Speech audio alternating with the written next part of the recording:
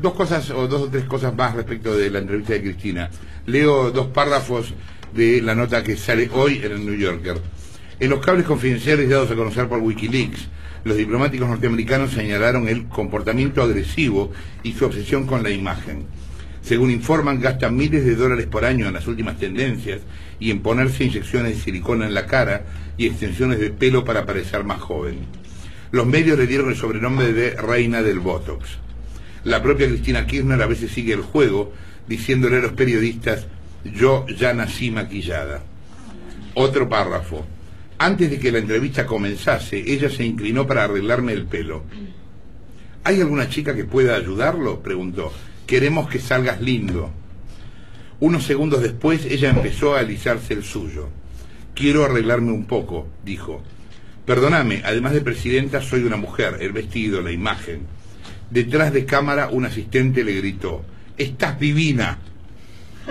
¿Natalia? Pero hay que reconocer que también le da a Nisman como un espejo de Cristina en lo estético. Por ejemplo, dice que él se ha hecho con el caso una celebridad e invirtió en lentes de contacto azules y también inyecciones de Botox. Pero, yendo a lo importante de Nisman, en ningún lado aparece como concediendo a la tesis del gobierno que todo lo que hizo fue un desastre. Lo escribieron mal. Como hace la prensa argentina, informa mal.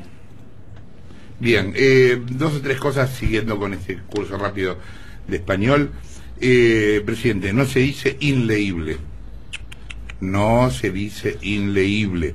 Se dice, anote por favor. No. Anote. Ilegible. Ilegible, pero igual... Bad information. No, Bad wrong information. No. Ilegible, pero igual, presidente, no aplica en este caso ilegible, porque ilegible sería letra manuscrita que no se puede decodificar, ¿me entiende? Que esté mal escrito o confuso, se dice así, mal escrito o confuso, no se dice ilegible. Parece esas clases a través de la tele, así sí, así claro, no. Bueno, presidente, me dice acá Natalia que en algún momento tuiteó su uso particular, para llamarlo de algún modo, del idioma. Usted dice cohete. No, sí, dice cohete. No se dice cohete, se dice cohete. No. Escúchelo, es C-O-H-E-T-E. No. Cohete. Así informa mal. Me dicen que usted dice habitualmente desbastada. Bad information. No, es good information. Se dice devastada. No. D-E-B-A-S-T-A-D-A. Bueno, me dice que usted dice cloaca. No. Sí, usted dice cloaca. No. Se dice cloaca. Bad information. Con O. Cloaca. Y bueno, hay algo que tiene que ver con su manera particular de entonar, de hablar, de su sotaque, como dirían los portugueses, su acento, que usted dice patria. Bueno, ahí me imagino que usted sabe. Usted sabe que patria se escribe con I, o sea que ahí no vamos a decir nada. Informa mal. Gracias, presidente. Bien, ayer difundimos por la televisión la tercera pericia en el caso Nisman para el prestigioso patólogo forense norteamericano Cyril Wedge. La evidencia demuestra que el fiscal de la AMIA fue asesinado. Es muy impresionante la carrera de Wedge que Maru Dufar te va a contar. Yo sé que hizo más de... Qué malo que sos, la nata. Que hizo más de 18.000 autopsias, participó en más de 38.000 autopsias, participó del trabajo forense en la investigación por la muerte de los Kennedy, también en la de Martin Luther King, y en lo que hace es un estudio integral de la situación de muerte. Entonces, ¿por qué? Porque él cree que no se puede definir los motivos de una muerte solo analizando el cuerpo, sino que hay otro montón de situaciones que hacen a esa escena del crimen, escena del hecho, para entender qué pasó con la persona que está ahí muerta. Bien, en Pittsburgh, Pensilvania, estuvo Mariel Fitzpatrick entrevistando a Wedge, que está ahora en línea de teléfono. Mariel, Jorge, ¿cómo andás? Hola Jorge, buen día a vos y al resto del equipo. Contame, ¿qué te quedó de todo lo que dijo Wedge? Mira, por un lado hubo dos cosas que quería destacar. Por un lado, él había leído todo el material y en la entrevista lo tenía en la cabeza. O sea, él no estaba todo el tiempo revisando ante mi pregunta los papeles. Eso me sorprendió. O sea, lo memorizaba y memorizaba detalles. por lo cual había trabajado sobre lo que la información que nosotros hicimos llegar, que recordémosle a la audiencia que eran la misma información que está en la causa judicial, o sea, eran los informes médicos, las pericias, las fotos de la autopsia, los 2 videos del procedimiento policial en la noche en que Nisman fue encontrado muerto en su departamento. O sea, le dimos toda esa información más el informe de los peritos contratados por la querella. O sea, él tuvo todos sus elementos, los mismos que analizaron los peritos oficiales y los peritos de la querella, para poder hacer un trabajo y ver si se podía saldar esta diferencia entre las 2 posiciones, ¿no? Las que decían los peritos oficiales que se inclinan por la hipótesis del suicidio y los de la querella que dicen que fue un asesinato. O sea, es importante aclarar lo que, bueno, lo decías recién. Wedge contó con la misma información que tuvieron los peritos, ni más ni menos que eso. O sea, exactamente. Que estaban con las mismas condiciones de evaluar el caso. Y de hecho él me dijo que las pericias individualmente, cada informe, eran 21 documentos, ¿no?, traducidos, que le hicimos llegar.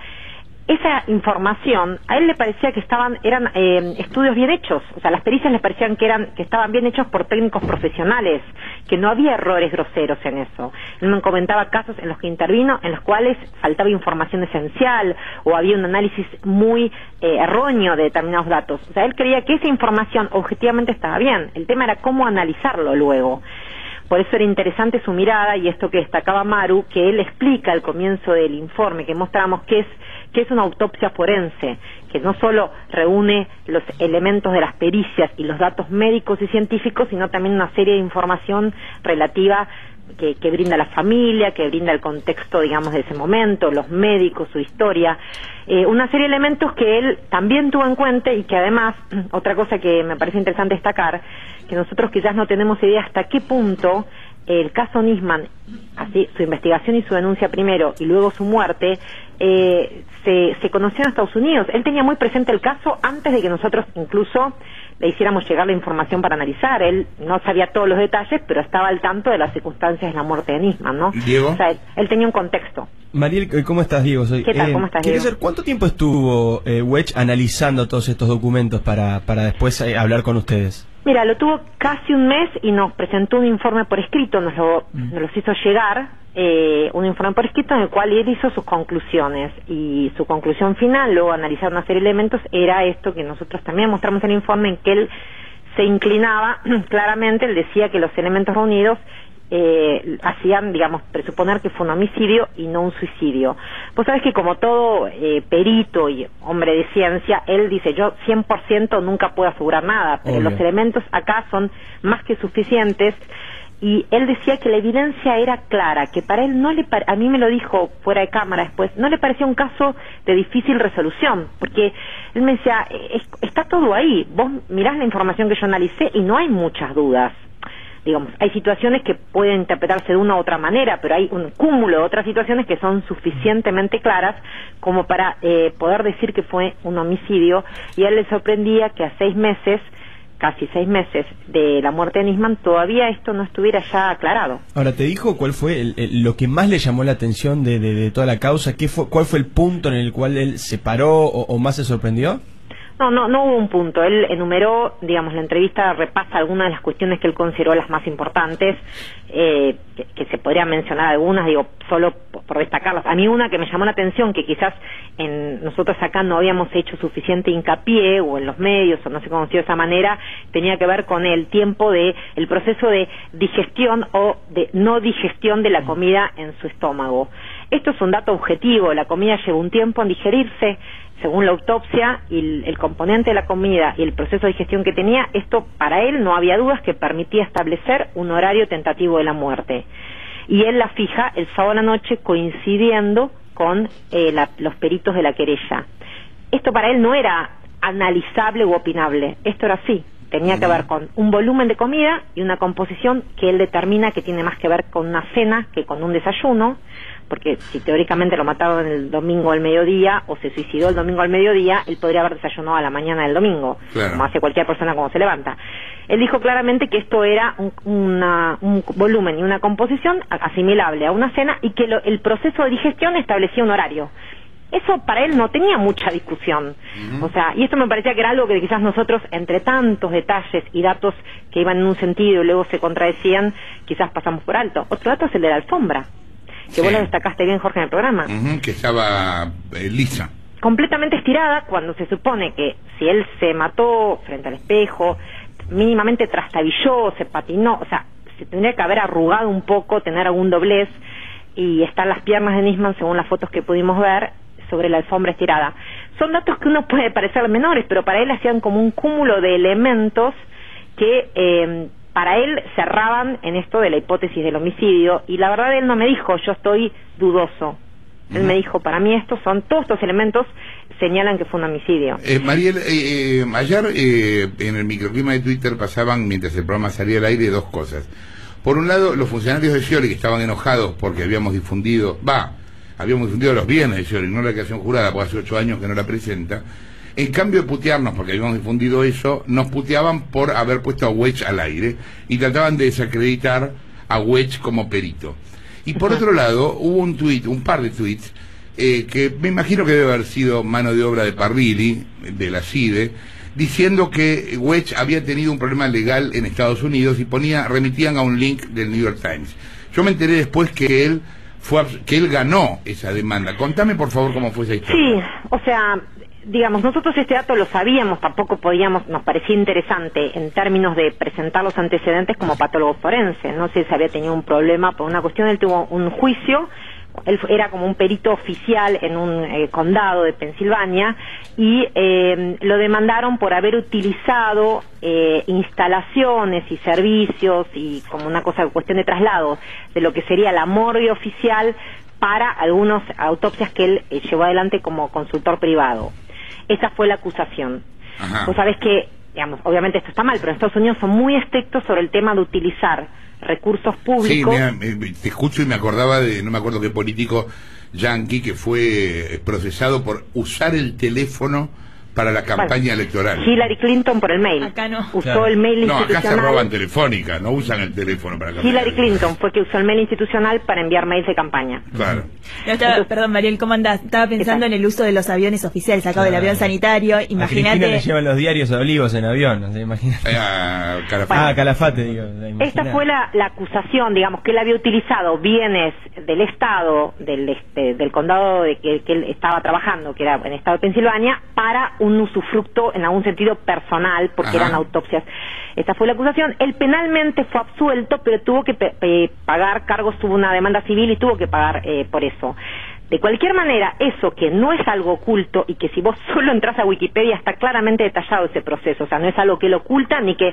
¿Por qué? Porque en Estados Unidos, como él es una figura muy pública, esto tuvo trascendencia. Claro. Y de hecho, sus abogados dijeron que había sido parte de una operación política para descalificarlo, porque Wedge, algo que también en Estados Unidos, digamos que me parece valorable, él es demócrata y nunca ocultó su pertenencia a demócrata, y en ese momento el gobierno federal era republicano cuando fue la acusación, y sus abogados decían que era tenía una especie de trasfondo político. Entonces, de alguna manera, había algo que nosotros quizás nos perdemos desde afuera, pero bueno, hubo un juicio y finalmente penalmente él fue absuelto, o pudo explicar algunas de estas situaciones. La verdad que eso me parece que más allá de que haya existido y que no descalifica para nada sus antecedentes como patólogo, patólogo forense, claro. Y su trayectoria de más de 50 años y su intervención como consultor en muchos casos. A mí me hizo acordar la campaña de los servicios poniendo fotos de Nisman con minas.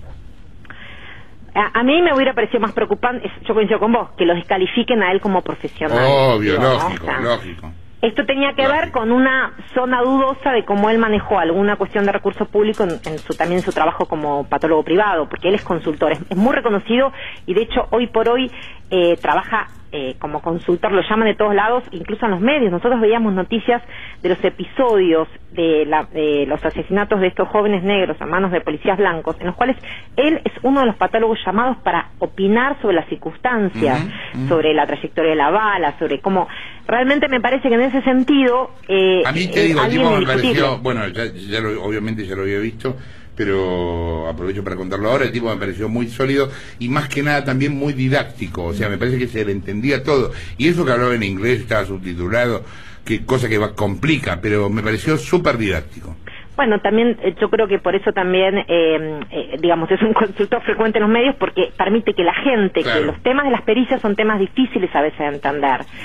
trayectorias Habla verbales. para todo público. Exactamente, Claro. y sin perder precisión en su contenido, digamos, ¿no? Sin hacer generalizaciones que podrían tergiversar el sentido. Por eso me pareció que era ilustrativo y me parece que en ese sentido fue un aporte para entender, para la gente que a veces quedó confundida entre lo que decían los peritos oficiales y lo que le decía el informe de la querella. Parece que esta mirada podía ayudar a aclarar temas que estaban como confusos.